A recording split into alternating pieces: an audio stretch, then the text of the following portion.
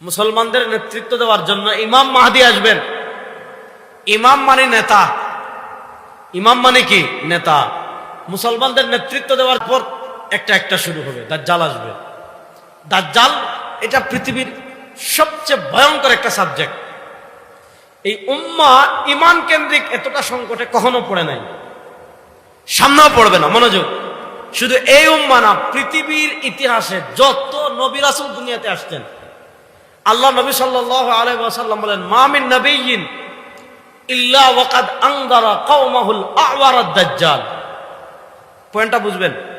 মা মিন নাবিয়্যিন, এমন কোন নবী নাই, আল্লাহ দুনিয়াতে যত নবী পাঠিয়েছেন, আল্লাহ দুনিয়াতে যত রাসূল পাঠিয়েছেন, ইল্লা ওয়াকাদ আনযারা কওমাহুল আ'ওয়ারাদ দাজ্জাল। সব নবী, সব রাসূল তার উম্মাহকে কানা দাজ্জাল সম্পর্কে সতর্ক করেছেন। অর্থাৎ সব নবী, নূহ আলাইহিস সালাম থেকে নিয়ে আমাদের নবী, সব নবী একটা ফিতনা সম্পর্কে উম্মাহকে সতর্ক করেছেন, ওই কানা দাজ্জাল আসবে, ঈমান সম্পর্কে সতর্ক থাক। কানা দাজ্জাল সম্পর্কে এত দুনিয়াতে এসে মাত্র 40 দিন থাকবে। ইয়ামকুসু ফিল আরদি আরবাঈন, আল্লাহ নবী সাল্লাল্লাহু আলাইহি ওয়াসাল্লাম হাদিসে বলেছেন দাজ্জাল এসে 40 দিন থাকবে। ইয়াউমুন কা সানাতিন, দাজ্জাল প্রথম যে দিন থাকবে, ইয়াউমুন কা সানাতিন, আল্লাহ তাআলা দাজ্জালের প্রথম দিনটা 1 বছরের মতো দীর্ঘ করে দিবেন। অর্থাৎ আমাদের 1 বছর পাড়ি দিতে যতক্ষণ লাগে, আজকে হলো আপনার 12 অক্টোবর, আগামী 12 অক্টোবর পর্যন্ত 1 বছর যেতে যত সময় লাগে, দাজ্জাল দুনিয়াতে আসার পর প্রথম একদিন যেতে এতক্ষণ লাগবে। অর্থাৎ আল্লাহ এক দিনকে 1 বছর পরিমাণ দীর্ঘ করে দিবেন। প্রথম দিন ইয়াউমুন কা শাহরিন, দ্বিতীয় দিনকে আল্লাহ তাআলা 1 মাসের মতো দীর্ঘ করে দিবেন। ইয়াউমুন কা জুমআতিন, তৃতীয় দিনকে আল্লাহ তাআলা 1 সপ্তাহের মতো দীর্ঘ করে দিবেন। ওয়া বাকিল আইয়ামি কা আইয়ামিহা, বাকি 37 দিন স্বাভাবিক দিনের মতো হবে। ধরেন 1 বছর 1 মাস, 1 বছর 1 মাস এদিকে পেলেন, আরো পেলেন 37 দিন, 2 মাস, মনে করেন 1 বছর 50 দিন, সব মিলিয়ে 1 বছর 50 দিনের মতো সময় দাজ্জাল দুনিয়াতে থাকবে। এই সময়টা পৃথিবীর ইতিহাসের সবচেয়ে ভয়ঙ্কর সময়। কেন? এই সময়টা পৃথিবীর ইতিহাসের সবচেয়ে বড় ফিতনার সময়। কেন আল্লাহ নবী সাল্লাল্লাহু আলাইহি ওয়াসাল্লাম বললেন? শুধু আল্লাহ নবী সাল্লাল্লাহু আলাইহি ওয়াসাল্লামই বলেন নাই, বরং আল্লাহ দুনিয়াতে যতজন নবীকে নবুয়তের দায়িত্ব দিয়ে পাঠিয়েছেন, আল্লাহ পৃথিবীতে যতজন রাসূলকে রিসালাতের দায়িত্ব দিয়ে পাঠিয়েছেন, সব নবী এবং সব রাসূল তাদের উম্মাহকে দাজ্জাল সম্পর্কে ফিতনা করে সতর্ক করে গিয়েছেন। কারণ হলো একটা জিনিস বুঝেন যুবকরা, মুরব্বীরাও শুনেন, অলৌকিক জিনিসের প্রতি মানুষের আকর্ষণ থাকে, থাকে না? থাকে। কিছুদিন আগে বাংলাদেশের আমাদের সিলেটে এই প্রচলন আছে, আপনাদের এলাকায় আছে কিনা, মনে করেন একজনে গাছ কেটে ফেলছে, গাছ। এখন এই গাছ আপাতত মিলে নিয়ে গাছ কাটবে না, করাত দিয়ে কাটবে না, বা এখন লাকড়ি করবে না, অথবা এখন এটা দিয়ে ফার্নিচার করবে না। সামনে যদি ছেলেকে বিয়ে করায় অথবা সামনে যদি মেয়েকে বিয়ে করায়, তাহলে সে কি করবে?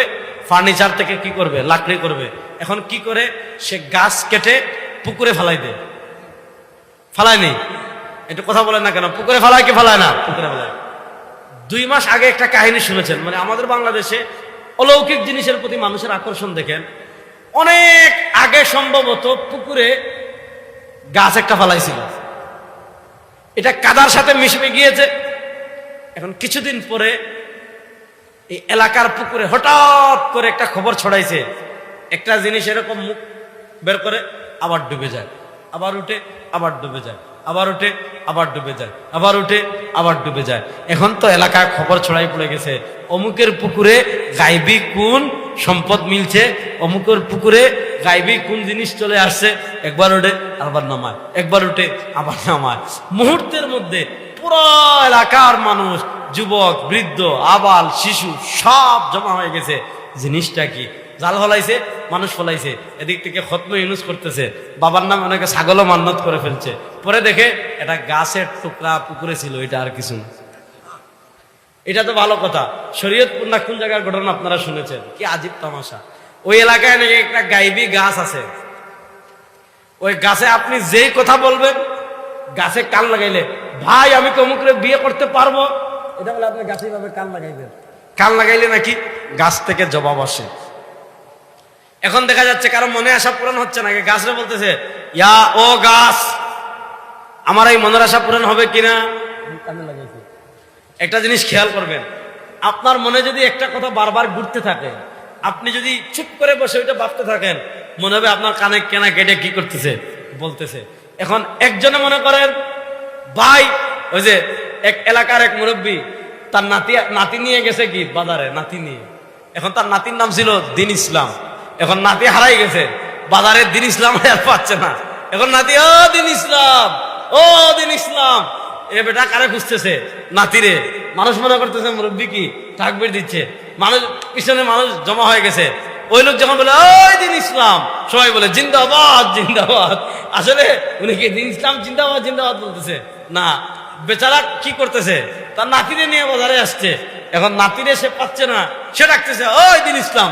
এখন মানুষ মনে করতেছে কি উনি দিন ইসলাম দিন ইসলাম, পিছনে স্লোগান দিচ্ছে কি জিন্দাবাদ জিন্দাবাদ। তো এখন এমনও মনে হতে পারে যে কারে গাছ লাগানোর উপর আশেপাশে কেউ কথা বলতেছে, অথবা তার মনে মনে এটা তার হৃদয়ের চিন্তায় আসতেছে, কেউ জবাব দিচ্ছে। এখন দেখা যাচ্ছে এই খবর ছড়িয়ে পড়ার সাথে সাথে মুহূর্তের মধ্যে পুরো এলাকা বিদ্যুতের মতো খবর ছড়িয়ে গিয়েছে। এখন মানুষ দলে দলে আসতেছে, মানুষ দলে দলে আসতেছে। বেচারার ক্ষেত নষ্ট, বেচারার বাড়ি নষ্ট, বেচারার টয়লেট নষ্ট, বেচারা ঘুমাইতে পারে না, বেচারা খাইতে পারে না, যে এক জ্বালা। মানুষ আসতেছে আসতেছে, গাছের সাথে কথা বলতেছে, আবার নাকি জবাবও পাসতেছে। বেচারা যখন দেখছে আর কোনো উপায় নাই, থানায় গিয়ে কি করছে, থানায় গিয়ে অভিযোগ করছে আমার বাড়িতে এই অবস্থা। পুলিশ এসে গাছ কেটে ফেলছে, শেষ। অর্থাৎ আমি এটা বুঝালাম, মানুষ অলৌকিক জিনিসের প্রতি মানুষের আগ্রহ থাকবে। দেখবেন রাস্তায় বিশাল বিশাল গাছ থাকে, এই গাছগুলো শীতকাল আসলে একটু ঘামে। এই করই গাছ চিনেন না? করই গাছ শীতকাল আসলে একটু ঘামে।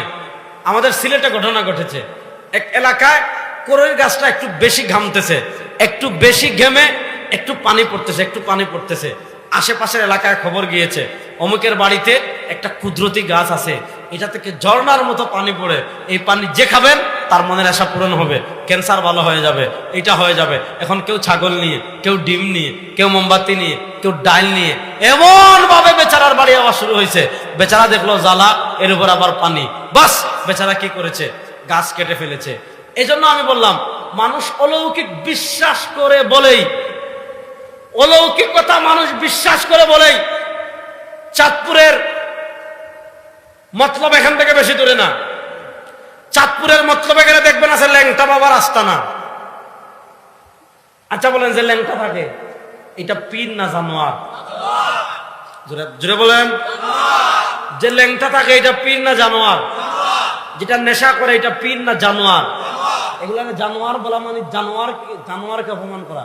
আপনাদের নাঙ্গলকুটে এক পীর আছে, কি হিয়াজুরি না কি জানি নাম, যে বলছিল আমার মরণকালে ডুলবাসী বা যাইও, সে বলছে কি যে যিনি মুর্শিদ তিনি খুদা। এ ধরনের জঘন্য কথাবার্তা। এই যে ল্যাংটা বাবা আপনাদের দেখলাম কুমিল্লায় ওই পারে, নাঙ্গলকুটে না, খালি নাঙ্গলকুটে দুষ্কোয়া ঠিক না, ওইদিকে দেখলাম এক পীর আছে, পীরের নাম হলো বিড়ি বাবা। কি বাবা?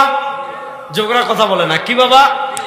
বিড়ি বাবার কাজ কি? কার ক্যান্সার হয়েছে, আলসার হয়েছে, এরপরে হলো টিউমার হয়েছে, বড় রোগ হয়েছে, আপনি বাবার কাছে আসবেন। বাবার কাছে আসার পর 20 টাকা দিয়ে 2 বাত বিড়ি কিনবেন। 2 বাত বিড়ি কেনার পর বাবার এখানে দাঁড়িয়ে একটার পর একটা, একটার পর একটা, একটার পর একটা, একটার পর একটা, একটার পর একটা বিড়ি খাবেন। বাবা যখন বলবে শেষ, আপনার অভিযান শেষ, কিছুদিনের ভিতর আপনার ক্যান্সার ভালো হয়ে যাবে। এগুলো আমাদের দেশের বন্ডরা বলে। প্রশ্ন হলো, যে আপনাকে বিড়ি খাইয়ে ক্যান্সার কমিয়ে দেওয়ার কথা বলতেছে, তার নিজের শ্বাসকষ্ট আছে, এই জন্য সে প্রত্যেক দিন সকালে ইনহেলার নেয়, প্রত্যেক দিন বিকালে ইনহেলার নেয়। আল্লাহ তো আমাদের মানুষের মাথায় গোবর দেয় নাই। দুনিয়ার এমন কোন মানুষ নাই, চিকিৎসা বিজ্ঞান জীবনে কথা বলে নাই যে অমুকের মাথায় গোবর পাওয়া গিয়েছে, না। আল্লাহ তাআলা দুনিয়ার সব মানুষের মাথায় মগজ দিয়েছে। প্রশ্ন হলো, সব মানুষের মাথায় আল্লাহ তাআলা মগজ দেওয়ার পরও সে দেখতেছে এই পীর নিজে সুস্থ হওয়ার জন্য ঔষধ খায়, নিজে সুস্থ হওয়ার জন্য ইনহেলার নেয়, তারপরে ক্যান্সার থেকে বাঁচার জন্য কেন তার কাছে বিড়ি খাইতে যায়? যে লোকটা সর্বক্ষণ ল্যাংটা থাকে, ওইটা যদি পীর হয়, শয়তানের দোষ কি?